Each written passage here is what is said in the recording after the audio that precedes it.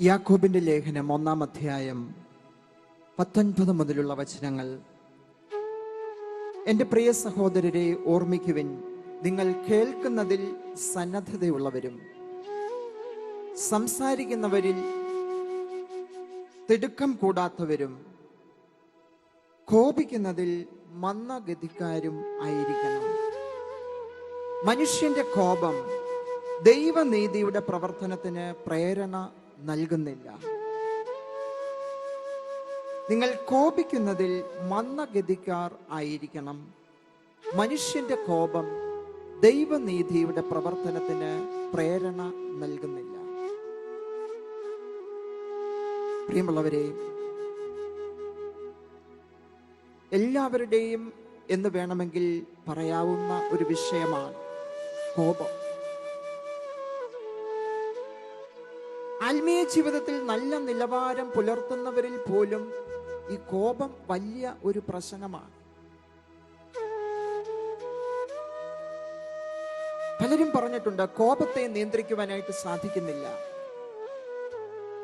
എന്താ ഇതിന്റെ പ്രശ്നം? അടിസ്ഥാന പ്രശ്നം അഹങ്കാരമാണ്. എന്തിനാണ് ഒരു മനുഷ്യൻ കോപിക്കുന്നത്?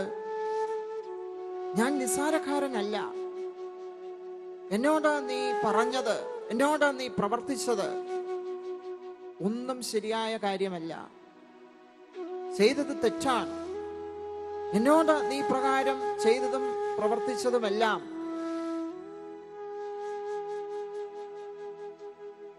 എന്നെ അങ്ങേയറ്റം വേദനിപ്പിച്ചു, എന്നെ ദുഃഖിപ്പിച്ചു. അവിടെയെല്ലാം ഞാൻ എന്നുള്ള അഭാവമാണ് ഉയർന്നു നിൽക്കുന്നത്. അടിസ്ഥാന കാരണം അഹങ്കാരമാണ്. കുറെ നാളുകൾക്ക് മുമ്പ് നമ്മുടെ മാധ്യമങ്ങളിലെല്ലാം നാം വായിച്ചിട്ടുള്ള ഒരു സംഭവം, ഒരു മനുഷ്യൻ തിരക്കേറിയ റോഡിലൂടെ വണ്ടി ഓടിച്ചു പോകുന്നു. പ്രായമായ മനുഷ്യനാണ്. അദ്ദേഹം ഒരു ജംഗ്ഷനിലെത്തിയപ്പോൾ പെട്ടെന്ന് ട്രാഫിക് കുരുക്കിൽപ്പെട്ടിട്ട് ഹോം ഗാർഡ് കൈ കാണിച്ചത് മൂലം അവിടെ നിൽക്കേണ്ടതായിട്ട് വന്നു. ചുരുക്കം പറഞ്ഞാൽ വഴിയെല്ലാം ബ്ലോക്കായി. ഉടൻ തന്നെ കുറെ ചെറുപ്പക്കാര് ഇങ്ങോട്ട് വന്നിട്ട് ആ മനുഷ്യനെ പുല്ലഭ്യം പറഞ്ഞു.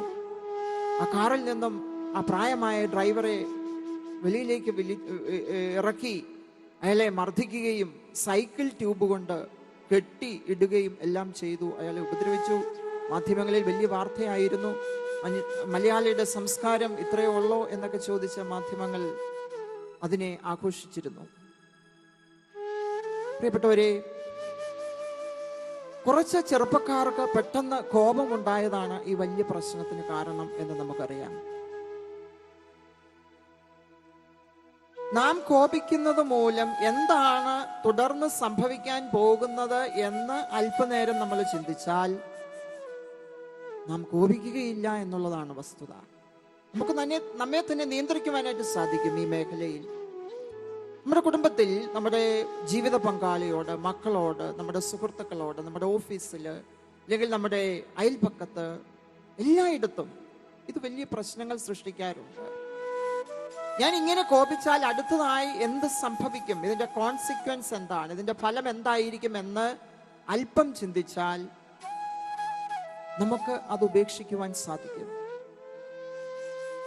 മഹാനായ അലക്സാണ്ടർ, അദ്ദേഹത്തിന്റെ ജീവിതത്തിൽ വളരെ വർഷങ്ങൾ നീണ്ടുനിന്ന ഒരു വേദനയ്ക്ക് ഒരു കാരണമുണ്ട്. മാസഡോണിയയിൽ വെച്ച് അദ്ദേഹം ഒരു വിരുന്ന് നടത്തി. ആ വിരുന്നില് തന്റെ സുഹൃത്തായ ക്ലീറ്റസ് ഉണ്ടായിരുന്നു. മദ്യത്തിന്റെ ലഹരിയിൽ അലക്സാണ്ടർ സ്വന്തം പിതാവിനെ മോശമായിട്ട് ചിത്രീകരിച്ച് സംസാരിക്കുവാൻ തുടങ്ങി. തന്റെ തന്നെ പിതാവിനെ കുറിച്ച് മോശമായിട്ട് സംസാരിക്കുന്നത് കേട്ടപ്പോൾ സുഹൃത്തായ ക്ലീറ്റസിന് അത് ഒത്തിരിയേറെ അസ്വസ്ഥതകൾ ഉണ്ടാക്കി. അദ്ദേഹം പിതാവ് ഫിലിപ്പിനെ അനുകൂലിച്ച് സംസാരിക്കുവാനായിട്ട് തുടങ്ങി, ന്യായീകരിച്ച് സംസാരിക്കുവാനായിട്ട് തുടങ്ങി. അലക്സാണ്ടർ മദ്യത്തിന്റെ ലഹരിയിലായിരുന്നു. അദ്ദേഹത്തിന് കോപത്തെ നിയന്ത്രിക്കുവാൻ സാധിച്ചില്ല. അദ്ദേഹം തൊട്ടടുത്ത് നിന്ന പടയാളിയുടെ വാൾ ഊരി തന്റെ അടുത്ത സുഹൃത്തായ ക്ലീറ്റസിന്റെ തല വെട്ടിക്കളഞ്ഞു. പിന്നീട് ഈ സംഭവത്തെക്കുറിച്ച് ഓർത്ത് വർഷങ്ങളോളം അദ്ദേഹം കണ്ണീര് വാർത്തു എന്നാണ് ചരിത്രം പറയുന്നത്. ഒരു നിമിഷത്തെ കോപം കൊണ്ട് പ്രിയമുള്ളവരെ സ്വന്തം സുഹൃത്തിന്റെ തല വെട്ടിമാറ്റി. പിന്നീട് ആ മനുഷ്യൻ അതിനെക്കുറിച്ച് ഓർത്ത് അനുദപിക്കുന്നുണ്ട്. എത്രയോ സന്ദർഭങ്ങളിലാണ് പെട്ടെന്നുള്ള കോപം നമ്മുടെ കുടുംബങ്ങളിൽ പ്രശ്നങ്ങൾ ഉണ്ടാക്കുന്നത്. നാം ഒരു കോപിഷ്ഠനായ വ്യക്തിയാണെങ്കിൽ, കോപിഷ്ഠയാണെങ്കിൽ നമ്മുടെ ജീവിത പങ്കാളിക്ക്, നമ്മുടെ മക്കൾക്ക്, നമ്മുടെ സുഹൃത്തുക്കൾക്ക്, നമ്മളുമായിട്ട് ബന്ധപ്പെട്ട് നിൽക്കുന്ന ഒരു വ്യക്തിക്കും നമ്മളോട് താല്പര്യം ഉണ്ടാകുകയില്ല എന്നുള്ളത് ഒരു വസ്തുതയാണ്, ഒരു യാഥാർത്ഥ്യമാണ്. അത് മറക്കാതിരിക്കുക. ഒന്ന് ഫ്രീ ആയി, ഒന്ന് സ്വാതന്ത്ര്യത്തോടു കൂടി സംസാരിക്കുവാൻ നിന്റെ സ്വന്തം മക്കൾ പോലും നിന്റെ അടുത്ത് വരികയില്ല. കാരണം എന്തായിരിക്കും പ്രതികരണം? ഒരു കുടുംബത്തിൽ ഈ കോപത്തിന്റെ അവസ്ഥ എല്ലായ്പ്പോഴും നിലനിൽക്കുകയാണെങ്കിൽ അതിനെ കുടുംബം എന്ന് വിളിക്കുക സാധ്യമല്ല. കൂടുമ്പോൾ ഇമ്പമുള്ളതാണ് കുടുംബം. അവിടെ ഇമ്പമില്ല, കോപമാണ് വരുന്നതെങ്കിൽ അതിനെ എങ്ങനെയാ കുടുംബം എന്ന് വിളിക്കുക? മക്കൾക്ക് എങ്ങനെ ഈ കോപിഷ്ഠരായ മാതാപിതാക്കളെ അപ്രോച്ച് ചെയ്യുവാൻ സാധിക്കും? അതുപോലെ തിരിച്ചും കോപം കുടുംബം മുഴുവൻ നശിപ്പിക്കുന്നു, സമൂഹം മുഴുവൻ നശിപ്പിക്കുന്നു. അതിന്റെ അനന്തര ഫലങ്ങൾ വളരെ നമുക്ക് വിവരിക്കുവാൻ സാധിക്കാത്തതാണ്. പ്രിയമുള്ളവരെ, നിങ്ങൾ കോപിക്കുന്നതിൽ മന്ദഗതിക്കാരായിരിക്കണം എന്ന് തിരുവചനം നമ്മെ ഓർമ്മപ്പെടുത്തുകയാണ്. നമുക്കൊന്ന് ചിന്തിക്കാം, ഞാൻ കോപിക്കുന്ന ഒരു വ്യക്തിയാണ്. കുമ്പസാരത്തിൽ നാം ഒരുപക്ഷെ പലതവണ ഏറ്റുപറയുന്ന ഒരു വസ്തുതയായിരിക്കാം, ഞാൻ കോപിക്കുന്ന വ്യക്തിയാണ്. ചിലപ്പോൾ അതുപോലും പറഞ്ഞു എന്ന് വരില്ല. ഒരു സംഭവം ഓർക്കുകയാണ്. ആംഗലേയ സാഹിത്യത്തിലെ ഒരു പ്രസിദ്ധനായ വ്യക്തിയാണ് ജോൺസൺ. അദ്ദേഹത്തിന്റെ ഒരു സുഹൃത്താണ് ബോസ്വെൽ. ഒരിക്കല് ബോസ്വെല് ഒരു സമ്മേളനത്തിൽ, ഒരു മീറ്റിംഗിൽ പങ്കെടുക്കുമ്പോൾ അദ്ദേഹത്തിന്റെ ഒരു സുഹൃത്ത് വളരെ മോശമായിട്ട് ബോസ്വെല്ലിനെ ആക്ഷേപിച്ച് സംസാരിച്ചു. എല്ലാ കാര്യങ്ങളിലും അഭിപ്രായം തേടിയിരുന്നത് ജോൺസണോടായിരുന്നു. ബോസ്വെൽ വന്ന് ജോൺസണോട് പറഞ്ഞു, ജോൺസൺ, ഈ സുഹൃത്ത് എന്നെ ആക്ഷേപിച്ച് സംസാരിച്ചു. പിറ്റേ ദിവസം മറ്റൊരു മീറ്റിംഗ് ഉണ്ട്. ആ മീറ്റിംഗിൽ എന്നെ ആക്ഷേപിച്ച് സംസാരിച്ച ഈ സുഹൃത്തിനെതിരെ ഞാൻ സംസാരിക്കാൻ പോകുകയാണ്. ജോൺസൺ പറഞ്ഞു, അരുത്, നമുക്കിതിനെക്കുറിച്ച് ചർച്ചയാകാം 10 മാസത്തിന് ശേഷം. അതുവരെ ഒരു അക്ഷരം മിണ്ടരുത്. എല്ലാ കാര്യങ്ങളും ജോൺസൺ പറയുന്നത് കണക്കാണ് ബോസ്വെൽ ചെയ്തിരുന്നത് എന്നാണ് പറയുന്നത്. അദ്ദേഹം ജോൺസൺ പറഞ്ഞതനുസരിച്ച് ആ കാര്യം ഉപേക്ഷിച്ചു. 10 മാസത്തിന് ശേഷം ജോൺസൺ ബോസ്വെലിനോട് ചോദിച്ചു, അന്ന് താങ്കളുടെ സുഹൃത്ത് മോശമായിട്ട് സംസാരിച്ചല്ലോ, അതിനെക്കുറിച്ച് എന്താ ഇപ്പോൾ അഭിപ്രായം? ബോസ്വെൽ പറയുകയാണ്, എന്റെ സുഹൃത്തെ, അത് ഞാൻ കുറച്ചുനാൾ കഴിഞ്ഞപ്പോഴേ മറന്നുപോയി. അപ്പോൾ അങ്ങനെ താങ്കൾ ഓർമ്മിപ്പിച്ചപ്പോഴാണ് അങ്ങനെ ഒരു സംഭവം എൻ്റെ മനസ്സിലേക്ക് വരുന്നത്. പ്രിയമുള്ളവരെ, അല്പനേരത്തേക്ക് മാത്രം നിൽക്കുന്ന ഈ കോപം 7 മണിക്കൂറിന്റെ ഊർജമാണ് നഷ്ടപ്പെടുത്തുന്നത് എന്നാണ് പറയപ്പെടുന്നത്. നമുക്കൊന്ന് ചിന്തിക്കാം. ഒത്തിരി കോപിക്കാറുണ്ട് ഞാനും നിങ്ങളുമെല്ലാം. ഞാനിത് പറയുമ്പോൾ ഞാൻ കോപിക്കാത്ത വ്യക്തിയാണ് എന്ന അർത്ഥമില്ല. നമ്മളെല്ലാവരിലും ഇതൊരു പ്രശ്നമാണ്. പലപ്പോഴും നാം കോപിക്കും. ചിലപ്പോൾ ആ കോപം വെളിയിൽ കാണിക്കത്തില്ല, ഉള്ളിൽ മുഴുവൻ ഇങ്ങനെ തിളച്ചുകൊണ്ടിരിക്കും. തിളച്ചുകൊണ്ട്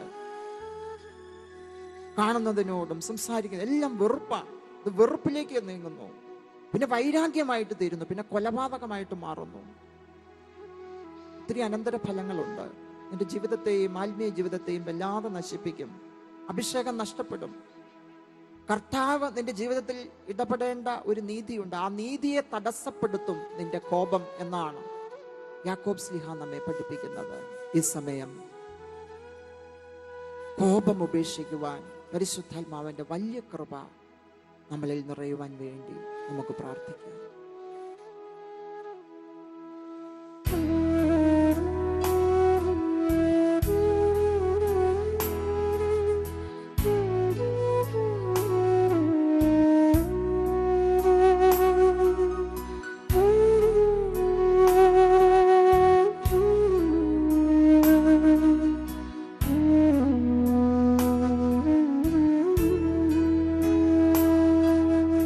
യേശുവിൻ്റെ പിന്നാലെ ഞാൻ പോകുവാനൻ ആത്മാവിൽ തീരുമാനം ചെയ്തു. മേലിൽ പിന്നിലേക്കില്ലൽപ്പവും തീരുമാനം ചെയ്തു. മേലിൽ പിന്നിലേക്കില്ല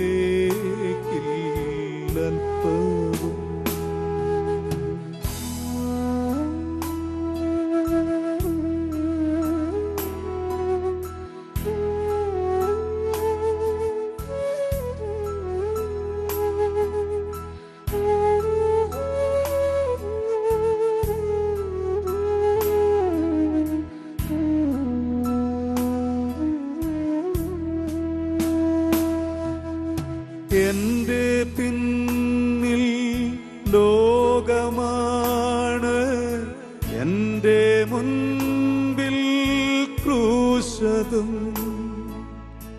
എന്റെ പിന്നിൽ ലോകമാണ്, എന്റെ മുൻപിൽ ക്രൂശതും. തീരുമാനം ചെയ്തു മേലിൽ പിന്നിലേക്കില്ലൽപ്പവും. യേശുവിൻ്റെ പിന്നാലെ ഞാൻ പോകുവാനൻ ആത്മാവിൽ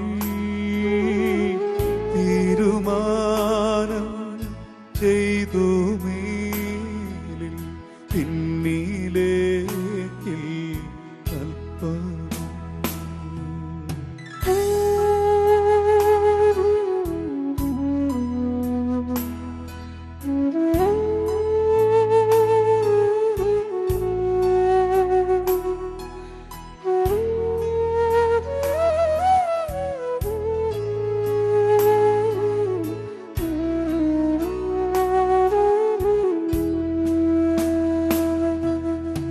എന്റെ കൂടെ ആരുമില്ല എങ്കിലും ഞാൻ നീങ്ങിടും.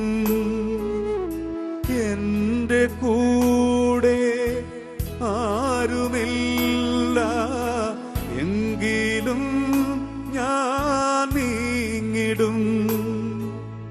തീരുമാനം ചെയ്തു മേലിൽ പിന്നിലേക്കില്ലൽപ്പവും.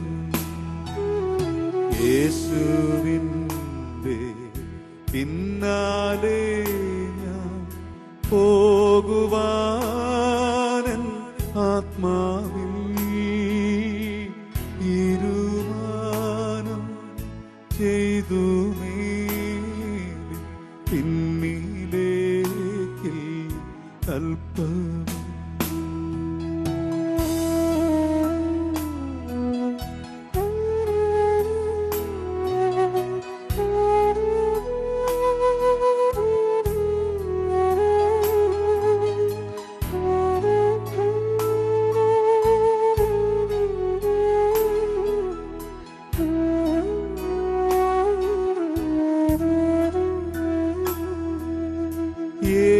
യേശുവിനെ മാത്രം നൽക, ബാക്കിയെല്ലാം മാറ്റുക. യേശുവിനെ മാത്രം നൽക, ബാക്കിയെല്ലാം മാറ്റുക. തീരുമാനം ചെയ്തു മേലിൽ പിന്നിലേക്കില്ലൽപ്പവും. യേശുവിൻ്റെ പിന്നാലെ ഞാൻ പോകുവാനൻ ആത്മാവിൽ തീരുമാനം ചെയ്തു മേലിൽ പിന്നിലേക്കില്ലൽപ്പവും. തീരുമാനം ചെയ്തു മേലിൽ പിന്നിലേക്കിൽ അല്പവും. തീരുമാനം ചെയ്തു മേലിൽ പിന്നിലേക്കിൽ അല്പവും.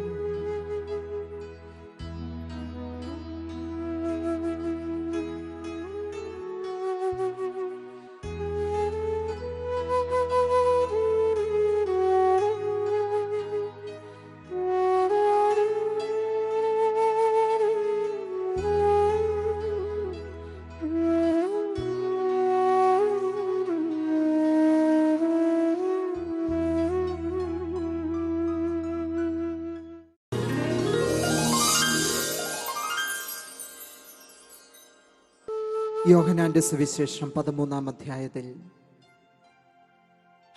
കർത്താവ് ശിഷ്യന്മാരുടെ പാദങ്ങൾ കഴുകുന്ന രംഗം പറഞ്ഞു വയ്ക്കുന്നു. പ്രിയമുള്ളവരെ, നാം ചിന്തിച്ചുകൊണ്ടിരുന്നത് കോപത്തെക്കുറിച്ചാണല്ലോ. എന്തുകൊണ്ടാണ് ഒരു മനുഷ്യൻ കോപിക്കുന്നത്? അവന്റെ ഉള്ളിൽ അഹങ്കാരം ഉള്ളതുകൊണ്ടാണ്. അപ്പോൾ കോപമില്ലാതാകണമെന്നുണ്ടെങ്കിൽ നാം എളിമപ്പെട്ടാൽ അത് സംഭവിക്കും. ഈശോ ശിഷ്യന്മാരുടെ കാല് കഴുകുന്നു എന്ന് പറഞ്ഞാൽ അതിന്റെ അർത്ഥം ഈശോ എളിമ എന്താണ് എന്ന് ശിഷ്യന്മാരെയും ശിഷ്യരാകാൻ ആഗ്രഹിക്കുന്നവരെയും പഠിപ്പിക്കുകയാണ്.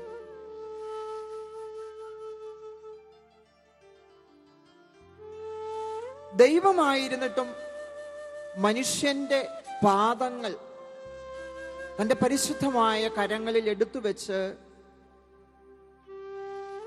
അത് കഴുകി തുടയ്ക്കുവാൻ കർത്താവ് അത്രത്തോളം എളിമപ്പെടുകയാണ്. പെസഹ വ്യാഴാഴ്ച മാത്രം നിർവഹിക്കപ്പെടേണ്ട ഒരു കർമ്മമായി ഒരു പക്ഷേ ഇതിനെ നമ്മൾ ചെറുതായി കാണരുത്. ഇത് ജീവിതം മുഴുവൻ ഒരു ക്രിസ്ത്യാനി ആയിരിക്കുന്നിടത്തോളം കാലം യേശുവിനെ നാഥനും രക്ഷകനുമായി സ്വീകരിച്ച ഒരു വ്യക്തിയുടെ ജീവിതത്തിൽ നിലനിൽക്കേണ്ട ഒരു യാഥാർത്ഥ്യമായിരിക്കണം.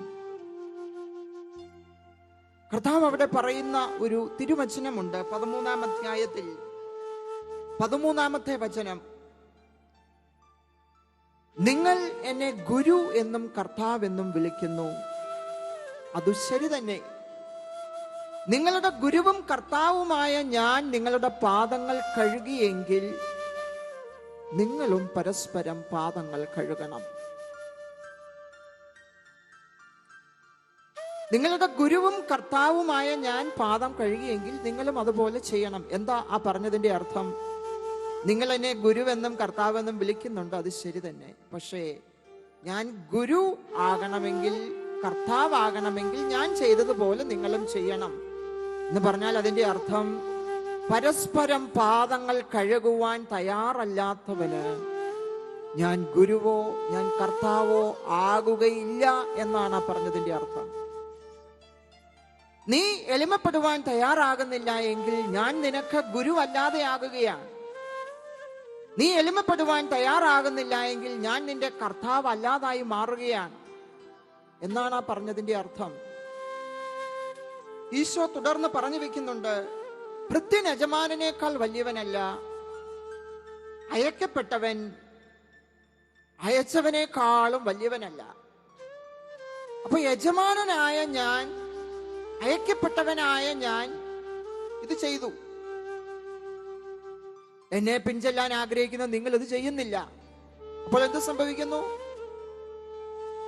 ഞാൻ ദൈവമായിരുന്നിട്ട് കൂടി ഞാൻ ഭൃത്യനല്ല, ഞാൻ യജമാനനാണ്. ദൈവമായിരുന്നിട്ട് കൂടി യജമാനനായിരുന്നിട്ട് കൂടി പാദം കഴുകുന്നു. പക്ഷെ ഭൃത്യനായ നമ്മള് പാദം കഴുകുന്നില്ല. അപ്പോൾ യജമാനന്റെ മുകളിലാണ് ഭൃത്യൻ കയറിയിരിക്കുവാൻ ശ്രമിക്കുന്നത്.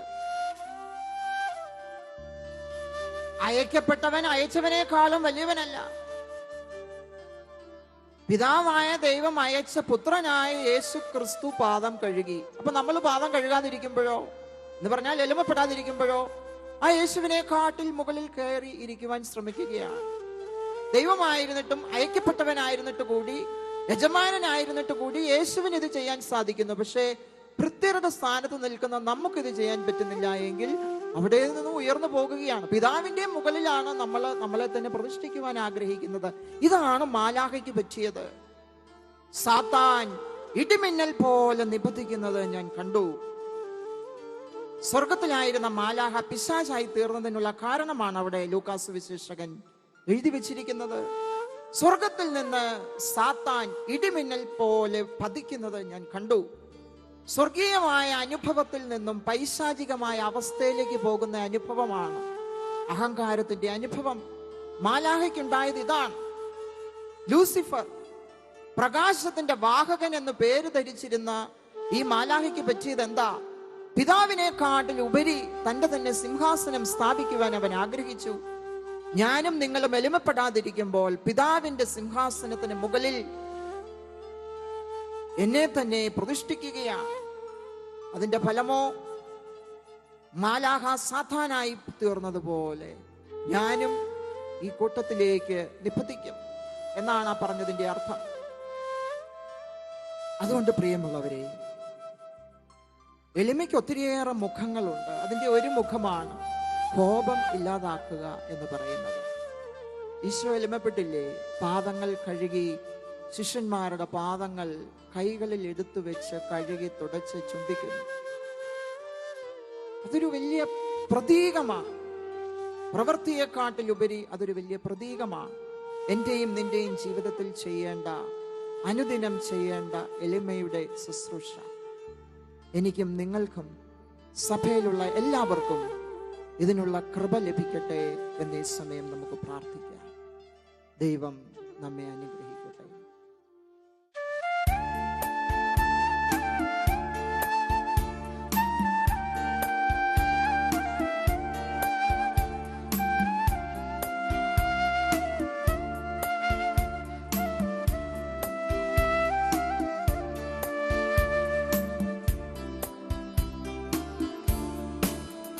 നിന്റെ ദയയാൽ എന്നെ നടത്തണമേ, നിന്റെ കൃപയാ എന്നെ കരുതിടണേ, നിന്റെ മൊഴികൾ എന്നിൽ നിറച്ചിടണേ, നിന്റെ ഭവനം എന്നിലൊരുക്കിടണേ.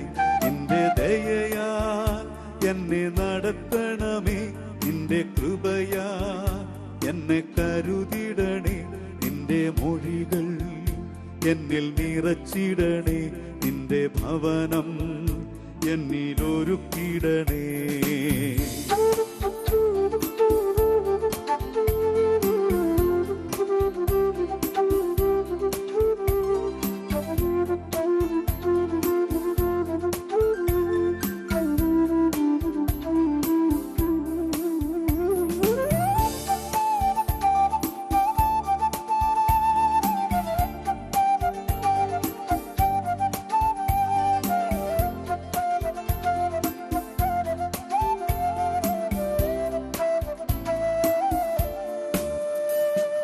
വാഗ്ദത്ത ജീവിത വീതികളിൽ ഞാൻ ആശയത്തോടിടുമ്പോ,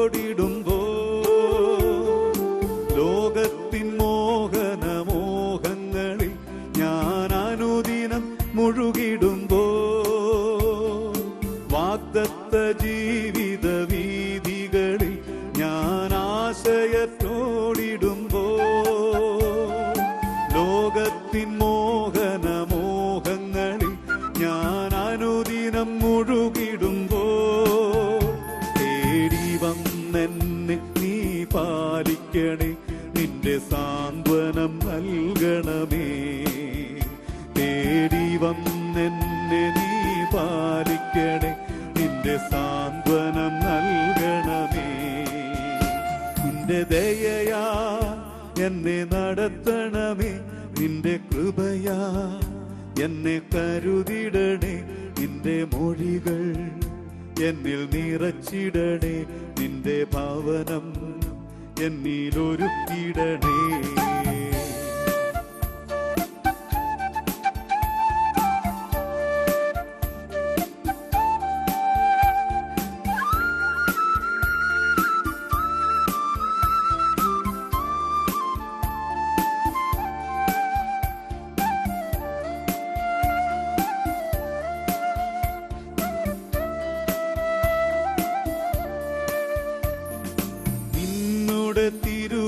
തിരുഹിതമെന്നിലെന്നും ഇന്നു പൂർണ്ണമായി തീരുവാനാ, നിന്റെ മഹോന്നത ജീവിതം ഞാൻ ഇനി മാർഗമായി സ്വീകരിക്കാം. നിന്നുടെ തിരുഹിതമെന്നിലെന്നും ഇന്നു പൂർണ്ണമായി തീരുവാനാ, നിന്റെ മഹോന്നത ജീവിതം ഞാൻ ഇനി മാർഗമായി സ്വീകരിക്കാൻ. ഉടച്ചിടണേ, എന്നെ ഒരുക്കിടണേ, നിന്റെ അനുഗ്രഹം ചൊരിയണമേ. എന്നെ ഉടച്ചിടണേ, എന്നെ ഒരുക്കിടണേ, നിന്റെ അനുഗ്രഹം ചൊരിയണമേ. നിന്റെ ദയയാ എന്നെ നടത്തണമേ, നിന്റെ കൃപയാ എന്നെ കരുതിടണേ, നിന്റെ മൊഴികൾ എന്നിൽ നിറച്ചിടണേ. നിന്റെ ഭവനം എന്നിലൊരുക്കിടണേ, നിന്റെ ദയയാൽ എന്നെ നടത്തണമേ, നിന്റെ കൃപയാൽ എന്നെ കരുതിടണേ, നിന്റെ മൊഴികൾ എന്നിൽ നിറച്ചിടണേ. നിന്റെ ഭവനം എന്നിലൊരുക്കിടണേ, നിന്റെ ഭവനം എന്നിലൊരുക്കിടണേ, നിന്റെ ഭവനം എന്നിലൊരുക്കിടണേ.